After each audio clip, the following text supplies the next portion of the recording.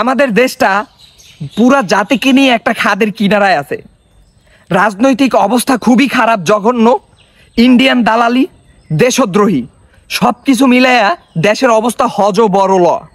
এর ভিতরে আবার বৃহস্পতিবার কিছু উপদেষ্টাকে নিয়ে একটা বৈঠক করে সে জানাই দিল, এভাবে যদি করতে থাকে, আমার কথা যদি অমান্য করে, আমি পদত্যাগ করব। সে পদত্যাগ করার একটা আমাদের জাতিকে একটা হুমকি দিল। এটা হুমকি, কারণ এই মুহূর্তে এই দেশটা গড়ার সে স্বপ্ন নিয়ে সে কি করছে, সে প্রধান উপদেষ্টা হয়েছে, তাকে আমরা কি করছি, ক্ষমতায় বসাইলাম, তাকে আমরা মাইনাও নিলাম। এখন দেশের ভিতর কিছু লোক বিশৃঙ্খলা করবে, কিছু লোক অনিয়ম করবে, সেই কারণে সে কি করবে, পদত্যাগ করবে।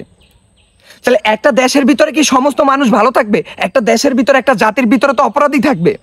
তো অপরাধীকে তো অপরাধের শাস্তি দিতে হবে, কিন্তু আপনি শাস্তি না দিয়া আপনি যদি সেই অপরাধীর তোপের মুখে পড়ে আপনি যদি মনে করেন পিছু হটেন, আপনি যদি মনে করেন আপনি যদি সেইবে চলে যান, গোটা জাতিকে যদি আপনি একটা বিপদে ফেলাই আপনি যদি সেইবে চলে যান, তাহলে আসলে এই জাতি আপনাকে বিশ্বাস করে তো ভুল করছে। আপনি তো দেশ গড়ার স্বপ্ন নিয়ে আপনি বাংলাদেশে এসেছেন, আপনি এই দেশটার উন্নয়ন করবেন, ডেভেলপ করবেন, সংস্কার করবেন।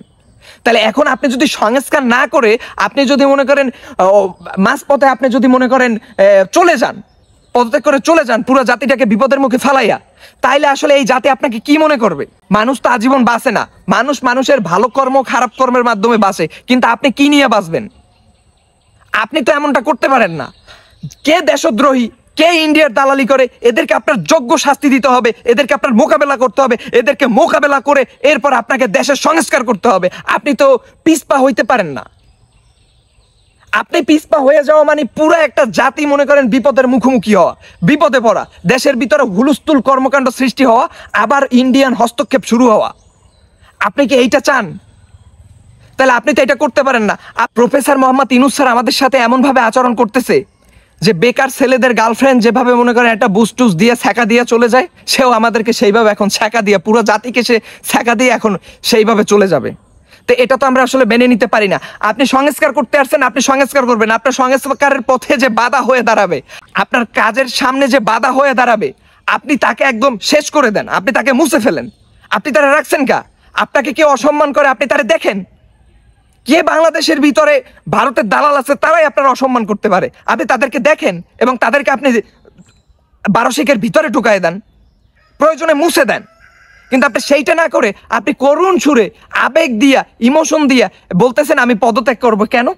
পদত্যাগ করা আপনার ব্যর্থতা। এখন যদি আপনি পদত্যাগ করেন, এটা আপনার ব্যর্থতা। আপনি পুরো জাতিটাকে আপনি বিপদের মুখে ফেলাইবেন। এই ব্যর্থতার দায় জীবনেও মুছবে না। ইতিহাস আপনাকে কিভাবে চিনবে? আপনি কি একবার ভেবে দেখেছেন? আপনি পুরো জাতিটাকে এইভাবে বিপদের মুখে ফেলাইতে পারেন না। এই দেশের সাধারণ জনগণ আপনাকে পছন্দ করেছে, আপনাকে সবাই মেনে নিয়েছে, আপনি এখন দেশ গড়বেন, দেশ গড়বেন, কিন্তু আপনার দেশ গড়ার মাঝখানে যদি কিহু বাধা হয়ে দাঁড়ায়, কোনো ইন্ডিয়ান দালাল, কোনো স্বৈরাচার বা কোনো দেশদ্রোহী যদি বাধা হয়ে দাঁড়ায়, আপনি তো তাদের তোপের মুখে পড়ে কখনোই আপনি পদত্যাগ করতে পারেন না। বরঞ্চ তাদেরকে আপনি ছিন্নভিন্ন করে আপনি দেশটা সুন্দরভাবে গড়ার চেষ্টা করবেন। এইটাই একজন রাজনৈতিক বিদের হওয়া উচিত, এইটাই একজন সাহসী লোকের হওয়া উচিত।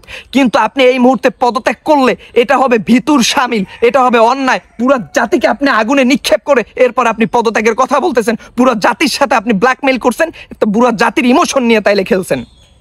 ইতিহাস আপনাকে তাইলে এইভাবেই মনে রাখবে। একজন রাজনীতিবিদ হতে হলে, একজন দেশপ্রেমিক হতে হলে, তার দেশের ভিতরে কারা অন্যায় করতেছে, অপরাধ করতেছে, কারা দেশের শত্রু, এদেরকে চিহ্নিত করার সক্ষমতা তার ভিতরে থাকতে হয়। এতটুকু ধৈর্য শক্তি তার ভিতরে থাকতে হয়, এতটুকু সাহস তার ভিতরে থাকতে হয়।